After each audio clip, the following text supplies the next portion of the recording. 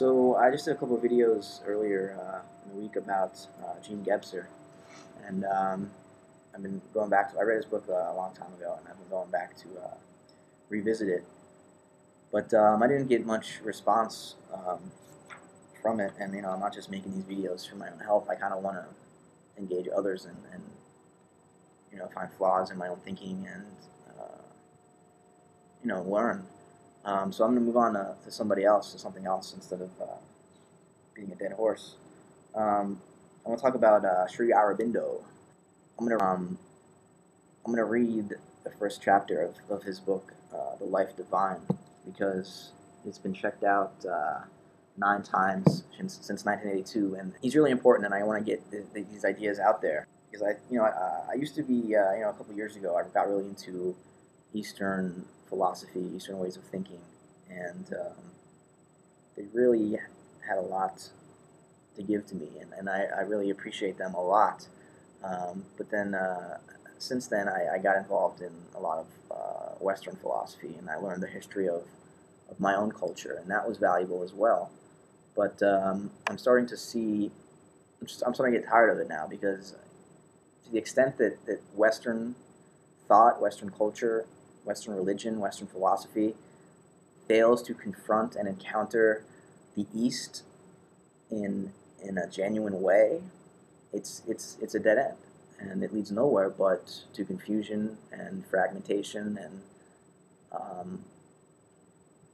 I've really gotten tired of it. So I'm starting to get back into. I mean, I wanted that background, that Western background. I wanted to understand Plato and Aristotle and Augustine and Aquinas and Descartes and all those guys are important. I wanted to understand Christianity, which is my culture raised me, and so whether I like it or not, I have a Christian perspective of life.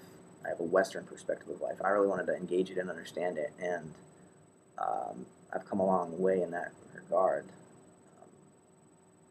But now I want to get back to the Eastern stuff, and so I want to quote a little bit from the first chapter of The Life Divine. It's called Human Aspirations. The earliest preoccupations of man in his awakened thoughts, and, as it seems, his inevitable and ultimate preoccupation, for it survives the longest periods of skepticism and returns after every banishment, is also the highest which his thought can envisage. It manifests itself in the divination of Godhead, the impulse towards perfection, the search after pure truth and unmixed bliss, the sense of a secret immortality. The ancient dawns of human knowledge have left us their witness to this constant aspiration. Today we see a humanity satiated but not satisfied by victorious analysis of the externalities of nature, preparing to return to its primeval longings. The earliest formula of wisdom promises to be its last: God, light, freedom, immortality. These persistent ideals of the race are at once the contradiction of its normal experience and the affirmation of higher and deeper experiences, which are abnormal to humanity and only to be attained in their organized entirety by a revolutionary individual effort or an evolutionary general progression. To know, possess, and be the divine being in an animal and egoistic consciousness, to convert our twilight or obscure physical mentality into the plenary supramental illumination, to build peace and a self-existent bliss where there is only a stress of transitory satisfactions besieged by physical pain and emotional suffering, to establish an infinite freedom in a world which presents itself as a group of mechanical necessities, to discover and realize the immortal life in a body subjected to death and constant mutation. This is offered to us as the manifestation of God in matter and the goal of nature in her terrestrial evolution. To the ordinary material intellect, which takes its present organization of consciousness for the limit of its possibilities, the direct contradiction of the unrealized ideals with the realized fact is a final argument against their validity.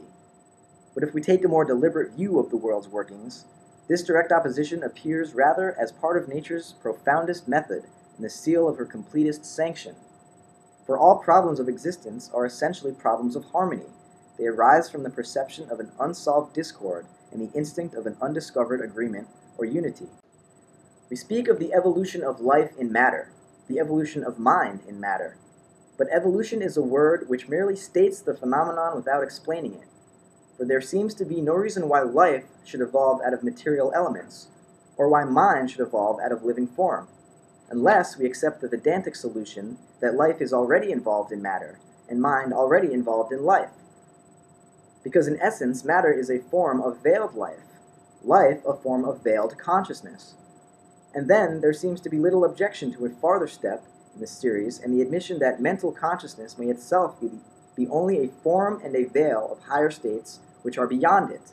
The animal is a living laboratory in which nature has, it is said, worked out man. Man himself may well be the thinking and living laboratory in whom and with whose conscious cooperation she wills to work out the Superman, the God. For if evolution is the progressive manifestation by nature of that which slept or worked in her, it is also the overt realization of that which she secretly is. We cannot, then, bid her pause at a given stage of her evolution, nor have we the right to condemn with the religionist as perverse and presumptuous, or with the rationalist as a disease or hallucination, any intention she may evince or effort she may make to go beyond. If it be true that spirit is involved in matter, and apparent nature is secret God, then the manifestation of the divine in himself and the realization of God within and without are the highest and most legitimate aim possible to man upon earth. Attempts are sometimes made to have done finally with questionings which have so often been declared insoluble by logical thought, and to persuade men to limit their mental activities to the practical and immediate problems of their material existence in the universe. But such evasions are never permanent in their effect. Mankind returns from them with a more vehement impulse of inquiry or a more violent hunger for an immediate solution. By that hunger, mysticism profits, and new religions arise to replace the old that have been destroyed or stripped of significance by a skepticism which itself could not satisfy, because although its business was inquiry, it was unwilling sufficiently to inquire. The attempt to deny or stifle a truth because it is yet obscure in its outward workings is too often represented by obscuritist superstition or a crude faith, is itself a kind of obscurantism.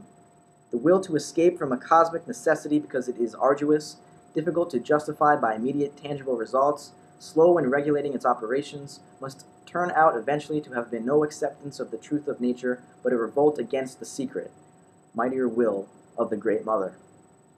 It is better and more rational to accept what she will not allow us as a race to reject, and lift it from the sphere of blind instinct, obscure intuition, and random aspiration, into the light of reason and an instructed and consciously self-guiding will.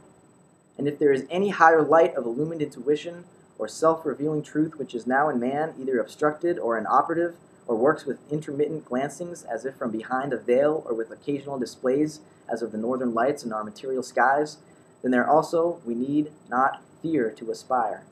For it is likely that such is the next higher state of consciousness, of which mind is only a form and veil, and through the splendors of that light may lie the path of our progressive self-enlargement into whatever highest state is humanity's ultimate resting place. Now, all of this is exactly what I was trying to describe in Gebser's terms about integral consciousness. Whatever the mind is, Aurobindo is trying to say that just as the material was a veil of life, and the biological life was a veil of mind, and that mind is now a further veil which will transcend itself and show a more radiant truth in the form of some kind of higher consciousness. Aurobindo's on the same thing, and this really forces humanity to deal with its spiritual roots, because we are, the one thing that separates humanity from animals is not our ability to use language so much. I mean, we have a higher level of abstraction than other animals, but I mean, dolphins communicate with each other using these verbal signals. Chimpanzees have shown to be very quick to pick up on sign language and symbol manipulation. So it's not language that separates us. It's our religious, spiritual outlook, our sense of knowing that we are part of a process of development and evolution, and a coming to realization of what this cosmos is and what existence is that no other animal really has access to, and it becomes our responsibility to realize that and to then act appropriately and act as the true shepherds of the natural world.